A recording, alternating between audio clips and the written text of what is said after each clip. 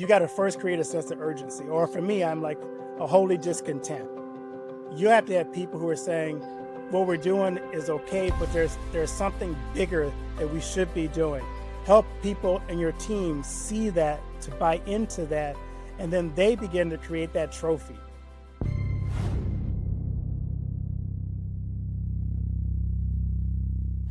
How do you get buy-in? So it's one thing, buy-in on when you're dealing with committee and multiple people is one thing, and that's challenging, right? But in a world where, and now looking outside of the church, outside of the school, in business, in a world where we're working, so many of us listening, for survival, You how do have, you yeah, slow down enough to take the time to even figure it out and then convince yourself to buy into it? so you have to have, I would say, surround yourself with a diverse team of people who also see the need for the change in your organization. I just got to do my doctorate on this organizational change, so I've spent the last 3 years digging into organizational change. You got to first create a sense of urgency. Or for me, I'm like a holy discontent. You have to have people who are saying what we're doing is okay, but there's something bigger that we should be doing. There's people we should be reaching. There's a product we should be selling or developing.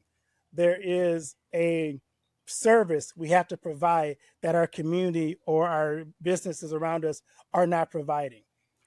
Help people in your team see that, to buy into that, and then they begin to create that trophy.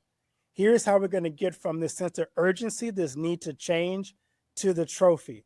Once you do that, you got to enlist that army you have there, to go out and communicate that to everybody else. So you want to put on your team people that have in your organization certain ears of leaders that you may not have, or followers that you may not reach, and have them also go and share that vision that they bought into with those people that you may not be able to reach. Mm-hmm. And then you have to share stories of success, Mm-hmm. because if you don't know that this is working, you're not going to be bought into it.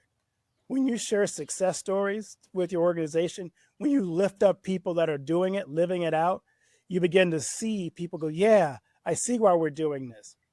Then you start to make sure your structures and your organization fit the vision that you're trying to portray. Once you've done that, you have changed the culture of your organization, and then you have true buy-in, and you can begin to see the results of all your hard work.